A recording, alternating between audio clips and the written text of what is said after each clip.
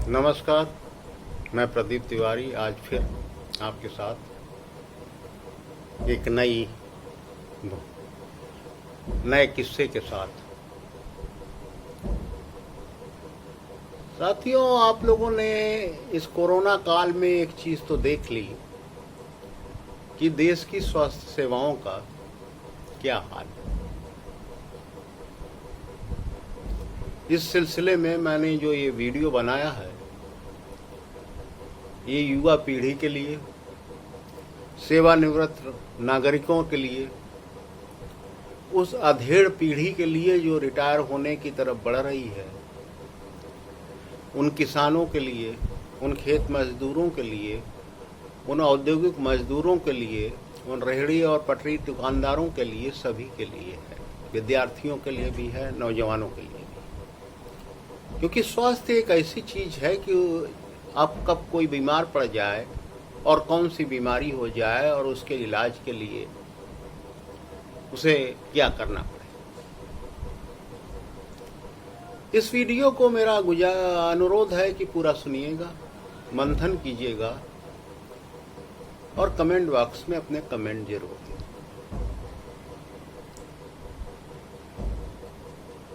आपने ये देख लिया कि हमारे राष्ट्र में अधिकतर जिलों के भीतर आपातकालीन सेवाओं की कोई व्यवस्था नहीं है। न सरकारी अस्पतालों में है, न निजी अस्पतालों में है और न ही कोई वेंटिलेटर वगैरह उपलब्ध है।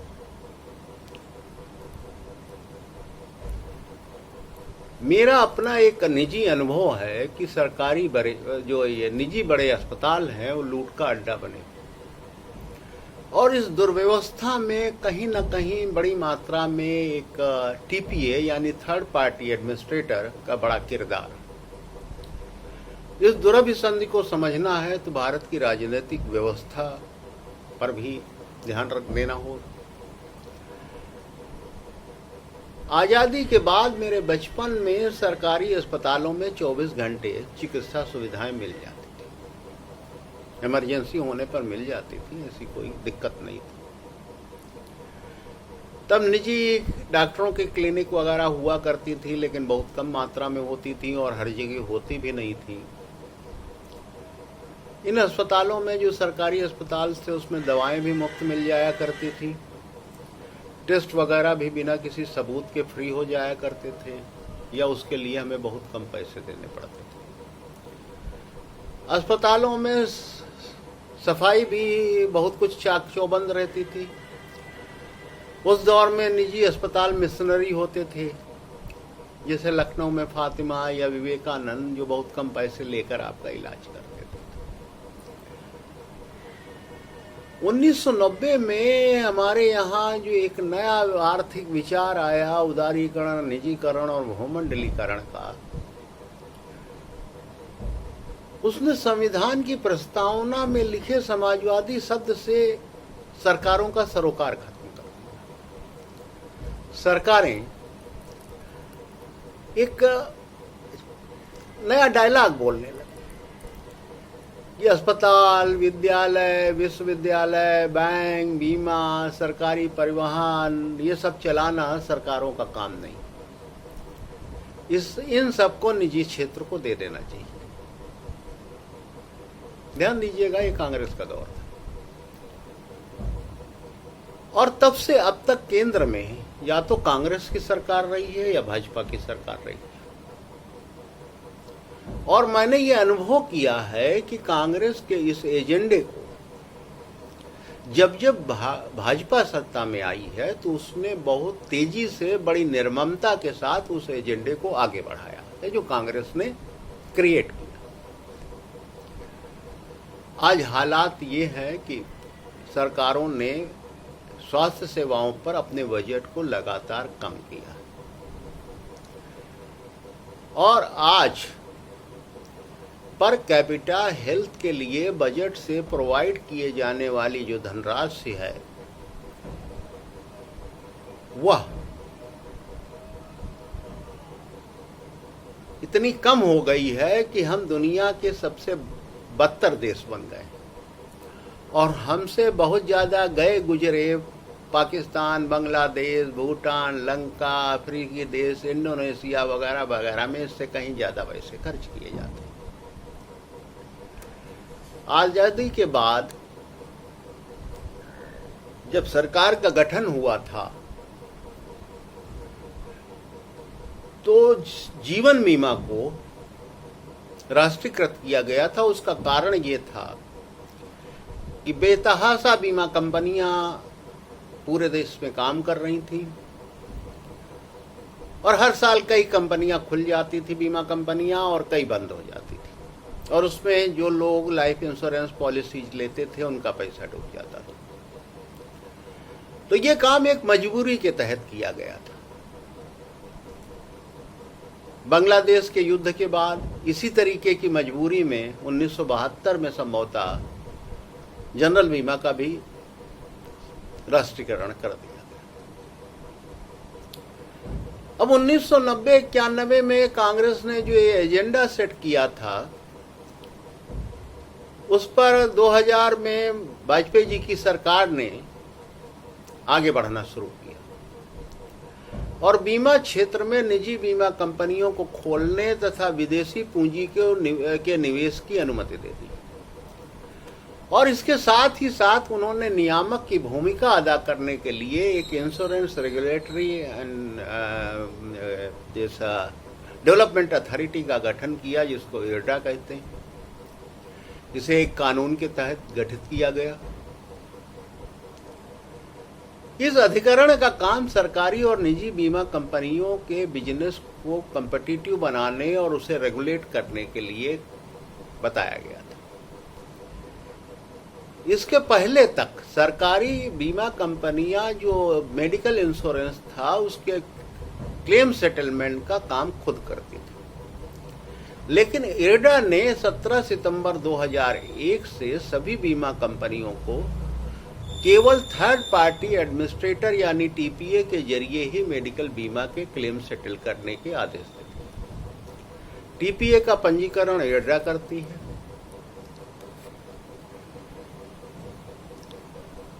और मेडिकल बिल का सेटलमेंट और अस्पतालों को लिस्ट में लाने का सूचीबद्ध करने का काम टीपीए करता है। इसमें इंश्योरेंस कंपनीज की कोई भूमिका नहीं। इसके मामले में जो रूल रेगुलेशन है उसका लिंक मैं नीचे दे दूंगा, आप सरकार की साइट पर जाकर देख सकते हैं। इस नई व्यवस्था में निजी अस्पतालों की एक फौज खड़ी होनी शुरू है। निजी धर्मादा अस्पताल पहले भी खुलना बंद हो चुके थे, जो थे वही चल रहे थे, अब तो बिल्कुल ही बंद हो गए। और जो पुराने धर्मादा अस्पताल थे भी वो भी एक कारपोरेटाइज्ड वे में काम करने लगे। कुछ क्रिश्चियन मिशनरी हॉस्पिटल्स को अगर छोड़ दिया जाए तो लगभग सबका वही हाल है।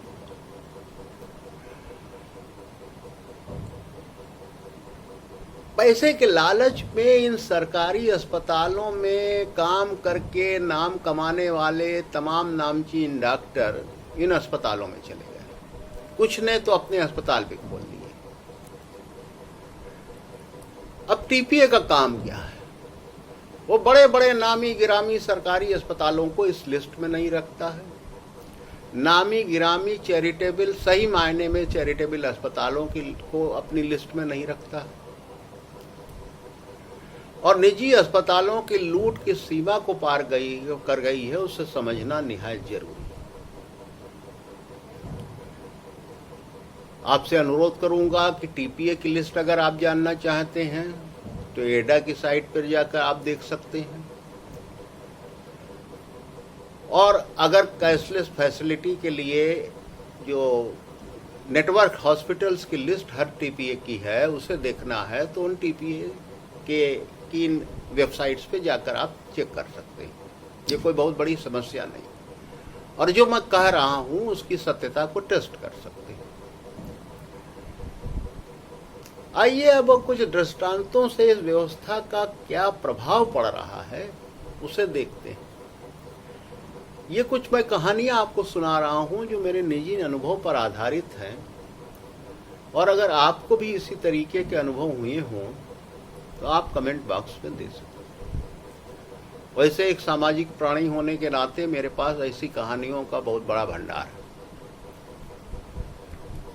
पहला केस है कि मेरा एक नौजवान सहकर्मी था, नई नई नौकरी शुरू की थी उसने, 20-25 हज़ार रुपये पगार मिलती होगी। उसके पिताजी को लीवर की बीमारी हो। उसने लखनऊ के एक बड़े सरकारी अस्पताल में उन्हें भर्ती कराया, जहां पर उन्हें थोड़े दिनों के बाद ये कह जांच वाँच करने के बाद ये कहकर डिस्चार्ज किया गया कि अब इनका इलाज नहीं और लीवर ट्रांसप्लांट भी नहीं किया जा सकता है। लेकिन एक हमारी मनोवृत्ति होती है, मानसिकता होती है कि सरकारी अस्पतालों में इलाज नहीं होता है तो हम प्राइवेट अस्पताल की तरफ भागते हैं। उन्होंने एक प्राइवेट हॉस्पिटल में दिखाया लगा। उन्होंने उन्हें दिल्ली के एक निजी अस्पताल में दिया। उस निजी अस्पताल ने उनको बताया कि क्योरेबल हैं और इनका लीवर ट्रांसप्लांट हो सकता है। ट्रांसप्लांट का खर्चा 18 लाख रुपया बताया गया।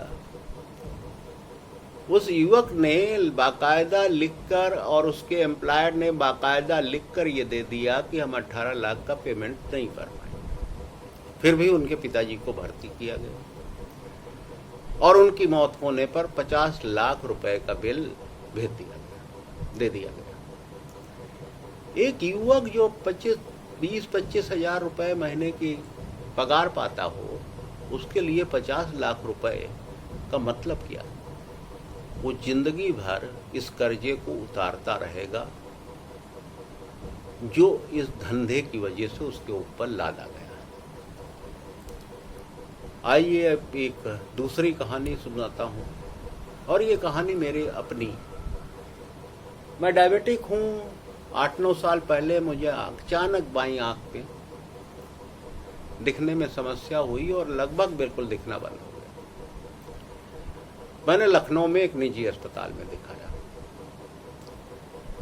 उन्होंने मुझे बताया कि मुझे आंख में होने वाले जितने रोग हैं, glaucoma, cataract, retinopathy, retina degeneration, so on so fourth, सब कुछ हो गया और मेरी विजन बचना अब लगभग बहुत मुश्किल काम है।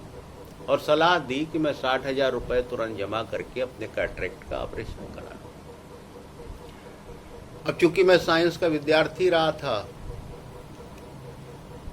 तो मैंने उनसे ये पूछ लिया कि जब मुझे ये सब हो गया है तो कैटरेक्ट का ऑपरेशन आप करेंगे किस लिए, और इलाज करना है तो इन बीमारियों का पहले कीजिए, कैटरेक्ट बाद में ऑपरेट हो जाएगा।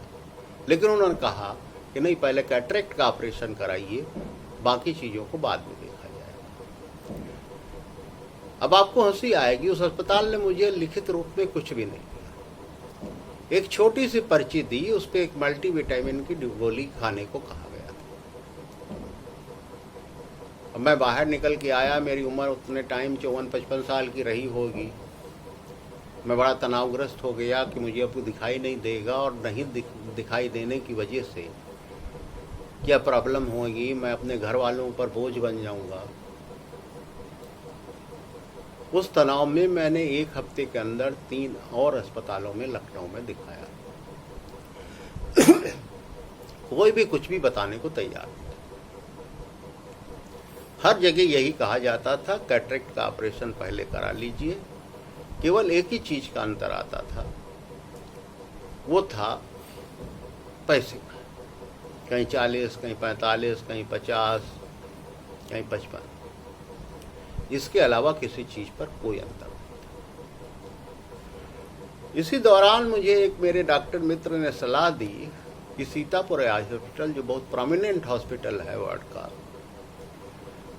उसके डायरेक्टर डॉक्टर प्रताप उस अस्पताल की लखनऊ ब्रांच में हफ्ते में 1 दिन आकर मरीजों को देखते। मैंने उनसे संपर्क किया, दिखाने गया। उन्होंने प्राइमा फेसाई मुझे देख के बोल दिया कि मुझे कोई समस्या नहीं, लेकिन as a matter of precaution उन्होंने मुझसे कहा कि आप बेस हॉस्पिटल में अपनी पूरी जांच करवा लीजिए, क्योंकि इन लोगों ने आपके दिमाग में जो भर दिया है उससे बाहर निकलना बहुत जरूरी। मैं सीतापुर गया दिखाने के लिए। दिन भर लंबी जांच प्रक्रिया के बाद मुझसे कहा गया कि मुझे कुछ नहीं, क्योंकि आँख के लेंस के सेंटर पे कैटरेक्ट फॉर्म हुआ है, इसलिए मुझे ये दिक्कत आ रही है और मुझे तुरंत ऑपरेशन करा लेना चाहिए, वरना मेरे विजन में प्रॉब्लम डेवलप हो सकती है। मैं काउंटर पर पैसा जमा करने गया, पूछा कि भाई क्या है, किस लेंस का कितना पैसा देना पड़ता है। तो उन्होंने बताया 2500, 4500, 6500 और 12500। लखनऊ के अस्पताल ने मुझे जो एक ब्रोचर दिया था कि ये वाला लेंस लगाएंगे, इसके 60,000 रुपये लगेंगे, मैंने वो ब्रोचर दिखा के उस काउंटर वाले बंदे से पूछा कि ये लेंस कितने का लगता है। उसने देखा और बोला 6500 रुपये। अब मैंने वहाँ तुरंत 12,500 रुपये जमा कर दिए, अपना ऑपरेशन करा दिया। इतने दिनों बाद भी मुझे आँख में और कोई प्रॉब्लम नहीं। अब आप इससे ये समझ सकते हैं कि ये 60,000, 45,000, 50,000 और 6,500 के बीच का गैप क्या आपसे बताया जाता है लेंस की कीमत की वजह से। तो अगर सीतापुर आई हॉस्पिटल उसी लेंस का 6,500 रुपये लेता है, तो इनके 60,000 रुपये लेने का क्या औचित्य है? चलिए अगली कहानी सुनते हैं। मेरी एक परिचित महिला थी, उनको कुछ खांसी वगैरह की प्रॉब्लम चल रही थी और वो बहुत अक्यूट हो गई थी। काफ़ी दिनों से इलाज करवा रही थी लेकिन ठीक नहीं हो रही थी। उन्होंने लखनऊ के एक नामी गिरामी निजी अस्पताल में दिखाया। उन्हें थाइमोमा यानी थाइमस ग्लैंड का कैंसर बता दिया गया और इसके लिए मुंबई के एक अदने से हॉस्पिटल की तरफ उन्हें रेफर कर दिया गया। और वो अस्पताल एक बहुत बड़े पूंजीपति का अस्पताल है और आजकल वो पूंजीपत हमारी केंद्रीय सत्ता के बहुत नजदीक है।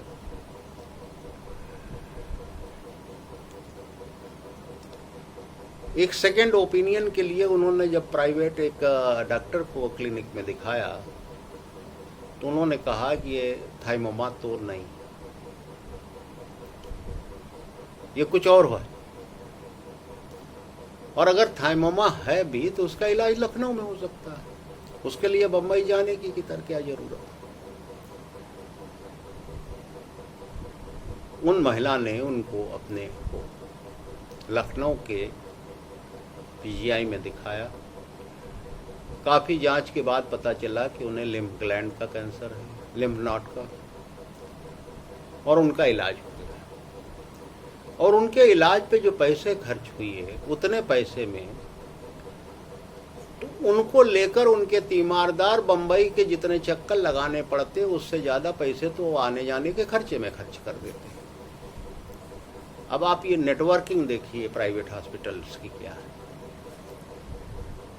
ये किस्सा मैंने केवल उस नेटवर्किंग के लिए बताया है जब आपको एक अस्पताल से दूसरी अस्पताल के लिए रेफर किया जाता है। अब एक चौथा किस्सा मैं आपको सुनाता हूँ। एक लड़की बंगलौर में काम करती, उसे तेज बुखार आया और उसे उल्टियाँ हो रही थी। उसने अगले दिन एक नामी निजी अस्पताल में दिखाया तो रैपिड टेस्ट करके उसको बोला गया कि आपको डेंगू, और उसे रोजाना 2600 मिलीग्राम पैरासीटामोल ओरली दिया जाने लगा और उल्टी रोकने का कोई कोशिश नहीं की गई, न दवा दी गई, न कोई प्रिकॉशन बताया गया।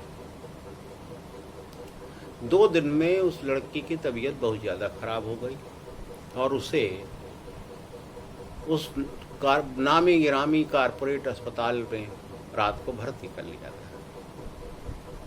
अब वहाँ उस पैरासीटामोल इंट्रावेनस देना शुरू कर दिया गया और उसकी डोज को 4 ग्राम डेली कर दिया।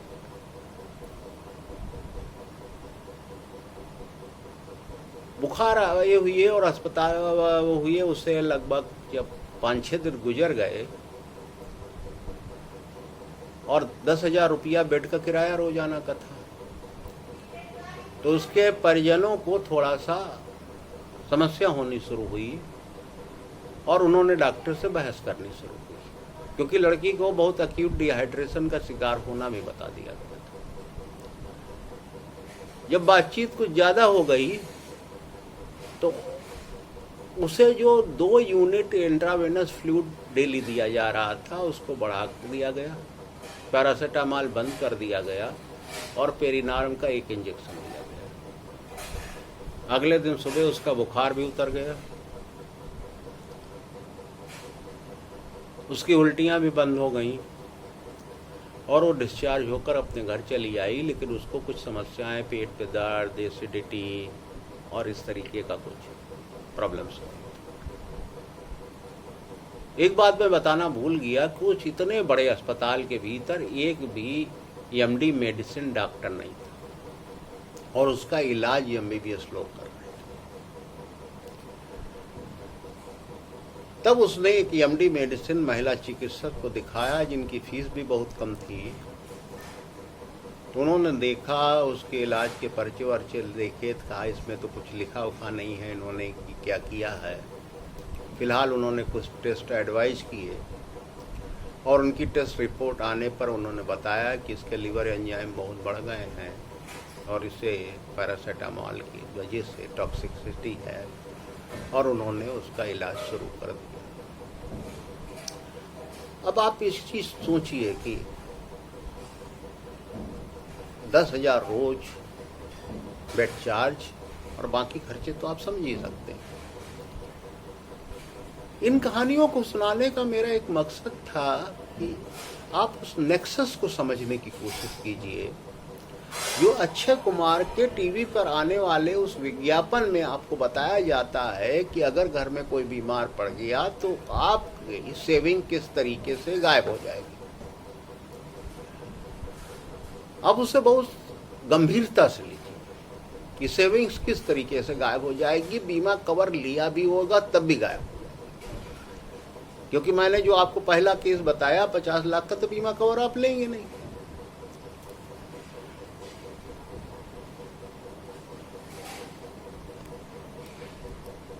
मैंने खुद 2016 और 17 के दौर में तमाम सरकारी और चैरिटेबल अस्पतालों की लिस्ट कंपाइल की जहां कम पैसों में इलाज होता है और अच्छा इलाज होता है, और बहुत प्रयास किए कि बीमा कंपनियां, इरडा और टीपीए उन हॉस्पिटल्स को नेटवर्क हॉस्पिटल्स की लिस्ट में लेकर आए। किसी ने कुछ जवाब नहीं दिया, लेकिन उसका कोई आउटपुट नहीं।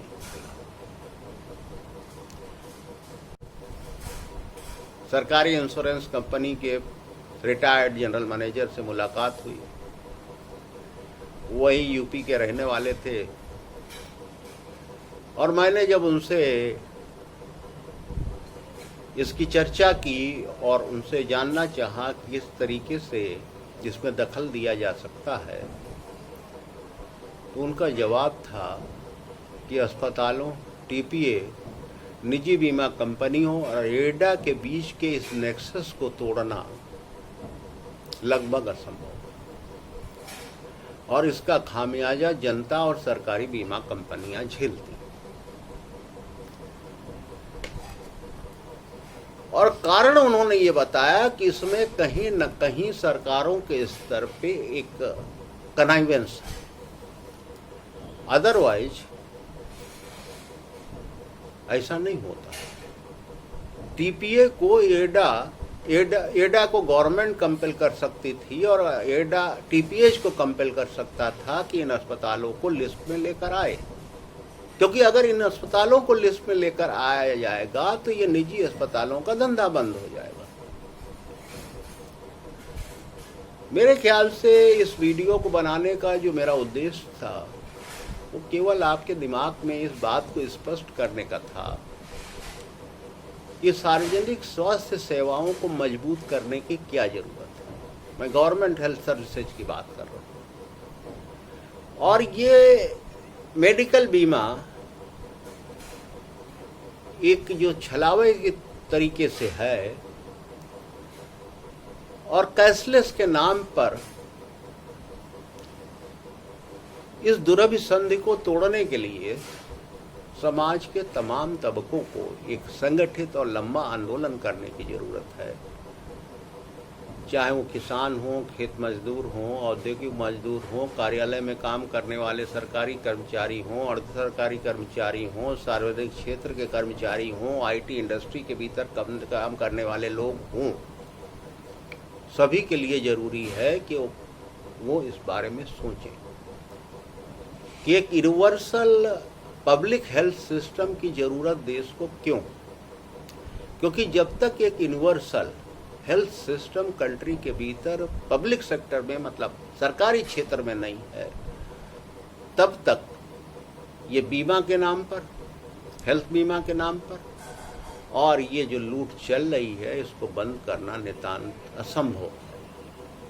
और कोरोना ने हमें बता दिया है कि हमें इस मायाजाल से खुद को बाहर निकलना पड़ेगा, और सरकारें आसानी से इस बात को मानने वाली नहीं।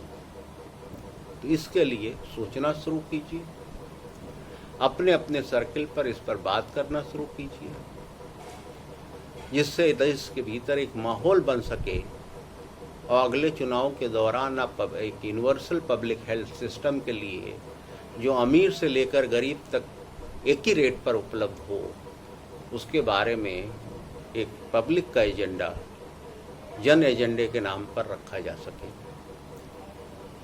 धन्यवाद। मैं अपनी बात समाप्त कर रहा हूँ। आपसे चाहूँगा कि अगर आपके साथ भी इसी तरीके का कोई वाकया हुआ हो तो उसे कमेंट बॉक्स में लिखने का कष्ट करें, क्योंकि जिसके पैर न पड़ी बिवाई वो वह का जाने पीर पराई की हालत है। जो बीमारी में फंसता है वो झेलता है, और जो नहीं पड़ता है वो नहीं झेल पाता है। तो साथ ही साथ अगर आपने अभी तक मेरे चैनल को सब्सक्राइब नहीं किया है तो सब्सक्राइब कर दीजिए, घंटी का बटन दबा दीजिए, जिससे मेरे नए वीडियो की सूचना आपको मिल सके। लाइक या डिसलाइक आप अपनी मर्जी के अनुसार कीजिए, लेकिन सब्सक्राइब करने के साथ साथ आप कमेंट कम से कम अवश्य दीजिए कि आपको क्या करेगा, जिससे मैं अपने इस कार्य को और बेहतर कर सकूं। संसाधन जुटाने का मैं प्रयास कर रहा हूं, और जैसे जैसे संसाधन बढ़ते जाएंगे, लोगों को जोड़ने की कोशिश कर रहा हूं। जैसे जैसे लोग जुड़ते जाएंगे, मैं और बेहतर कंटेंट के साथ आपके सामने आ सकूं।